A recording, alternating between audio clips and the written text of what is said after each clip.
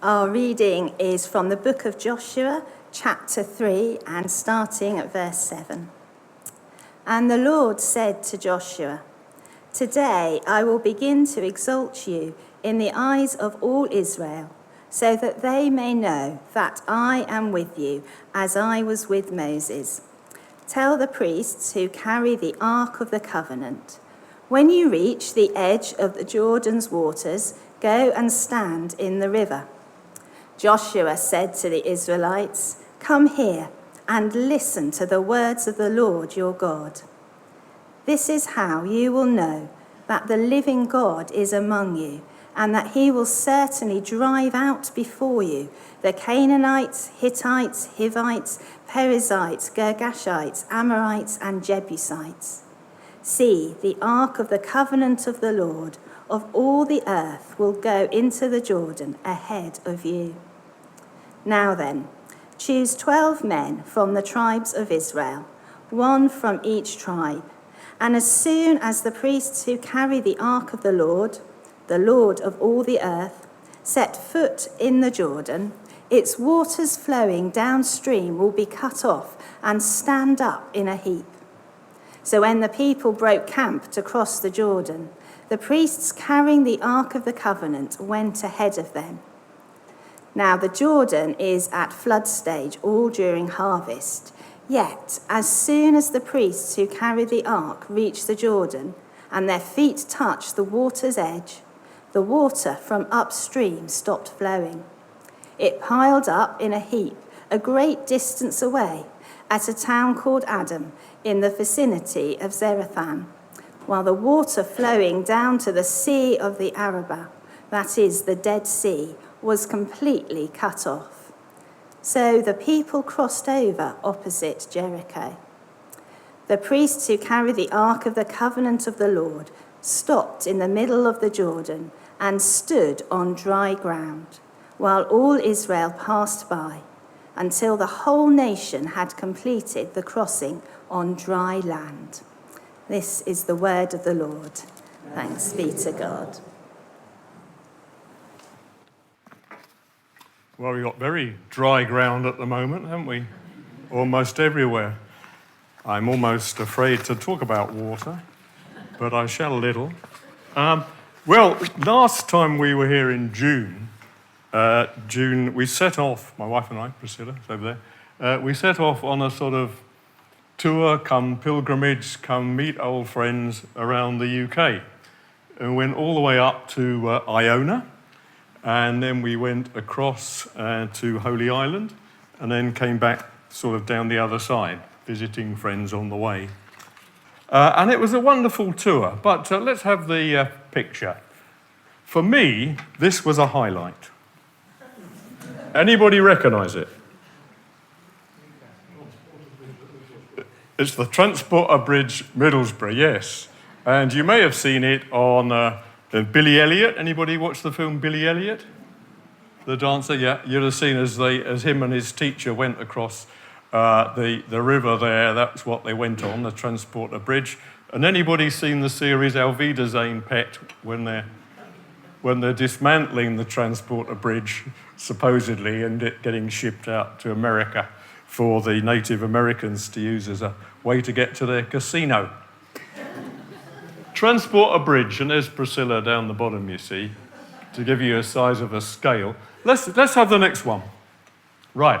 But this is a lovely man we met at the Transporter Bridge Visitor Centre. And he was there tending his geraniums. And we thought, oh, this is a gardener or something. But no, he was the man that ran this visitor centre.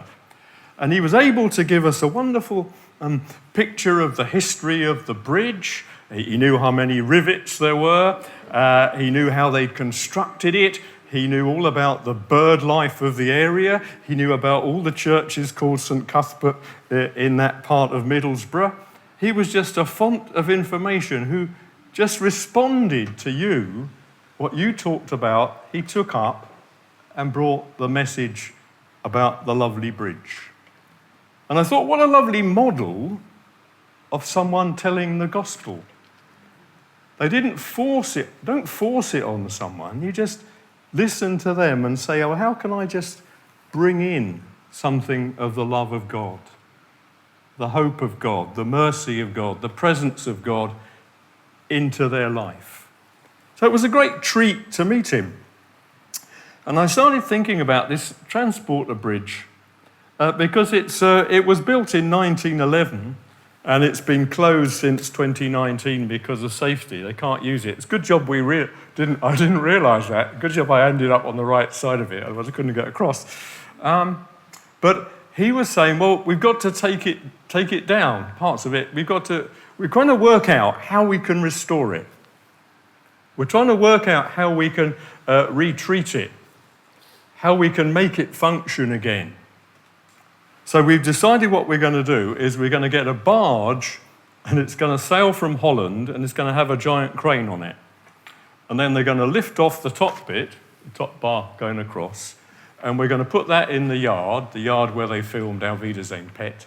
And then we're going to cover it over and we're going to work on it 24/7 until we've treated the whole of it. And in the meantime, we'll have people working up the towers because we can do that for health and safety.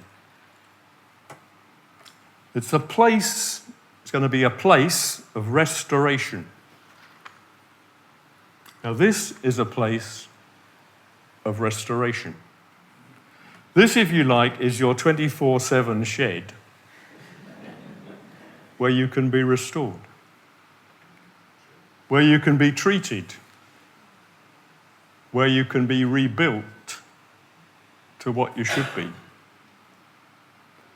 Because that bridge won't work unless that little cradle underneath can move across, to take you across dry.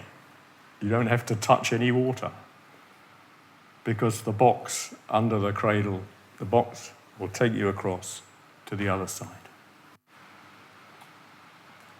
And in Joshua, the box that they take into the river, the ark, it was about 4 foot long, 2.5 feet wide, 2.5 feet deep, and it was covered in wood, and then it had gold bits on it, and you had sort of hooks on the side that you could put poles through, so they could carry it. And it was, well, to say it's a symbol of God's presence, it isn't quite powerful enough. It was the presence of God. And we sang that lovely song, it was just right, that the presence of God goes with us. And it went with the priests as they crossed that River Jordan. And they went into the river, and then the river stops flowing. They walk on dry ground. I guess some people say, well, you do actually get mudslides there, and the mud slides up and it stops the water flowing. That may have happened, but the mud flowed at the right time. It may have been something else, more miraculous. But it happened at the right time. It happened when the presence of God came upon that river. And God has the power over all creation. So they walked across on dry ground.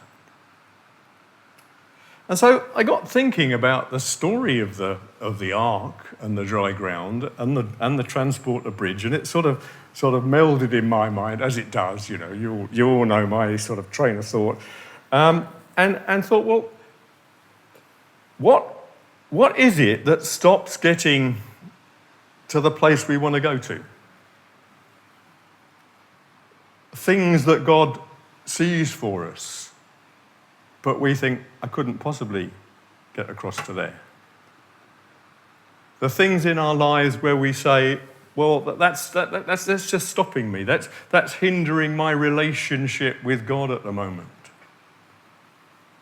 So we need to spend a bit of time in that shed being restored. Because some of you may have things that you're saying, well, if I could just sort that out, I'd be all right with God. If I could just do that, then I'd be more aware of the presence of God in my life. If I could just see this little situation sorted out a bit, then I'd be okay.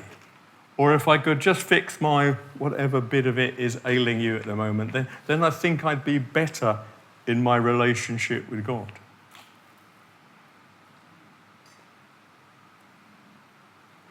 The presence of God is with us now.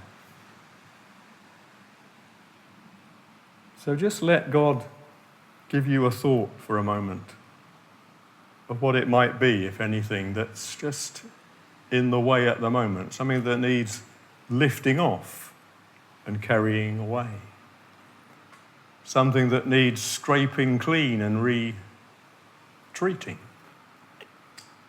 something that needs bolting together because it's a little shaky.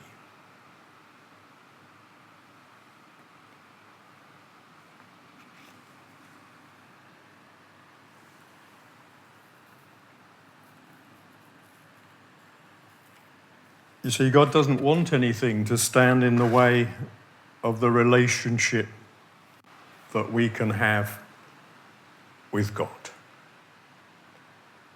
He wants us to be able to express with enthusiasm the wonderful things of the gospel. I've told you before, that just talking about St. John's, Nottingham, that the motto of St. John's, Nottingham Theological College was, "Woe to me if I do not preach the gospel. Woe to me if I do not preach the gospel." And the good news is, the gospel is that God never forgets you. Nothing is impossible for God. God's love is always on offer to you. That Jesus has won the victory. That we have the route across the river. When I tread the verge of Jordan, bid my anxious fears subside. Death and hell's destruction, land me safe on Canaan's side. That nothing can stop the victory of Jesus in our lives. Guide me, O thou great Redeemer, pilgrim through this barren land. Great words, but taken, of course, from that story of Joshua. That story which the people had to just put their trust in God. That's what it's about. They had to have faith in God. They had to do what seemed crazy. Carry this box, the presence of God, the Ark of the Covenant, into the river, and you'll be able to cross on dry ground. Whether the priest said, "Oh yeah, great, we'll do it," or they'd probably going, "Well, I don't know about this. Are you sure, Joshua? You're sure that you got the message right? You know, we're not going to sort of wait a bit, or build a bridge, or drill a tunnel, or whatever." Because they didn't have transporter bridges in those days. But what they had was the presence of God.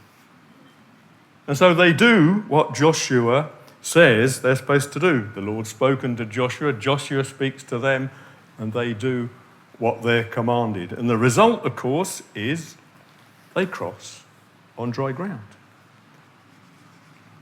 So if God's saying something to you today, it may seem, that's very silly. Why should I bring that to you in the time of prayer or in the time of silence during the service? But God may be trying to say to you, yeah, go on, do it. That's it. That's what I want, because through that, you will find a new freedom. Through that, you will get to the other side of the route that you're struggling on. Through that, you will pass on a safe ground. You will go on a safe route. You'll get over to the other side and you'll keep dry in the process. You'll be protected. You'll be safe. You'll be secure because you're carried, if you like, in a cradle of God's love.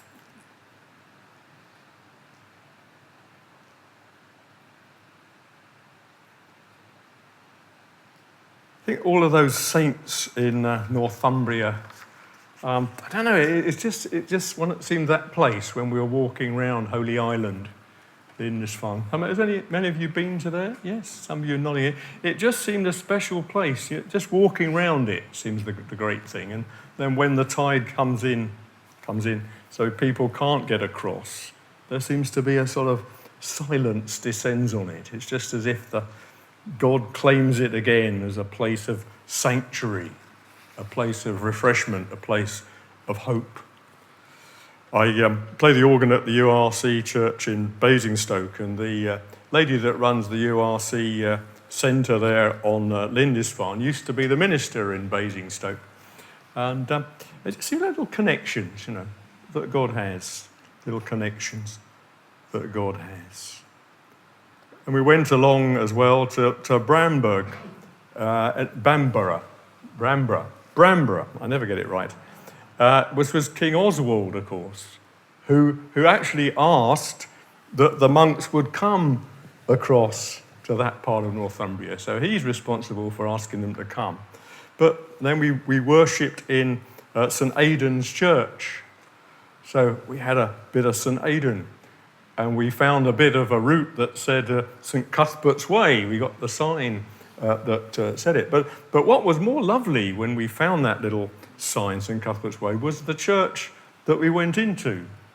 Because again, there was a lovely person there who told us all about the church, and she let me have a go on the organ. Well, they had two organs in the church, great bonus, but a pipe one and an electronic one, because they'd been repairing the pipe one because it had needed repairing, and they had this electronic one. And she was just telling us all about the church, what was happening, all the things that were going, how the gospel was coming into the little village.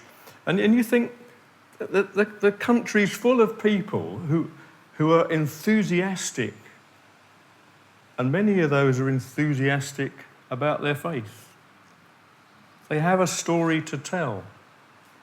They have a story that you think, it's great to hear it. I hope you're enthusiastic about your faith. And if you're not enthusiastic, maybe you'll be enthusiastic after you've been touched by the presence of God today. Because it's 40 years since, I was going to say this place, it's not quite true, is it? 40 years since the centre here, Harn Hill, has been used for the glory of God. I was here 40 years ago. I came along because I knew a bit about Crowhurst Christian Healing Centre, and dear Anne, who helped there with David Payne, was doing a little day course here. And I thought, I'll go along, see Anne. And I came along, and it had just opened.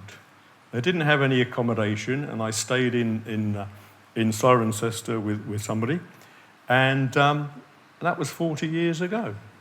Oh, no. And this bit of the barn, this bit was sort of more closed up, wasn't it? And it's been opened up, and many, many things have happened. Yes. And the heaters, and lots of things have happened, and loads of work over there in the building and everything. So for 40 years, this has been that shed, if you like, of God's presence. That place where people have been restored, that place where people have been brought back to recognise the presence of God in their lives. Because I wasn't sure in thinking about the Transporter Bridge what the actual illustration was. On the one hand, we've got that illustration of being a place where you're restored. But at the end of the day, you carry the presence of God with you. As that song we had earlier, it said just that Jesus is with you. And so you're carrying the presence of God.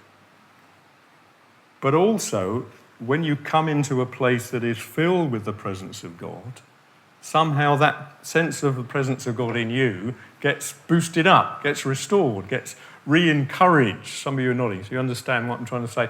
That it gets re-energized, it gets restored, so that you're able then to go closer to God. And I think that's what Harn Hill's about, isn't it? Bringing people closer to the presence of God and sending them out as people with the presence of God. So that was my high point for the for the pilgrimage, which seems rather weird, doesn't it? You know, transport a bridge, all those lovely things in nature, and Priscilla saw a puffin, and we walked round. We walked round Iona, and we heard the corn crakes, and we saw eagles, and all of these magnificent things, and the wonderful sea and the wonderful coast. But I think the highlights are transport a bridge. And maybe it says something about me, I don't know. Or maybe God was saying, transport a bridge, because I want to carry those people closer to me. I want them to know my presence. I want them to be people who are infused with my love and go out and tell others. So may that be you today. May God lift off what he needs to lift off. May he retreat what he needs to retreat, strengthen what he needs to strengthen, replace what he needs to replace, recoat you and restore that lovely relationship with your loving God. May it be so. In Jesus' name. Amen.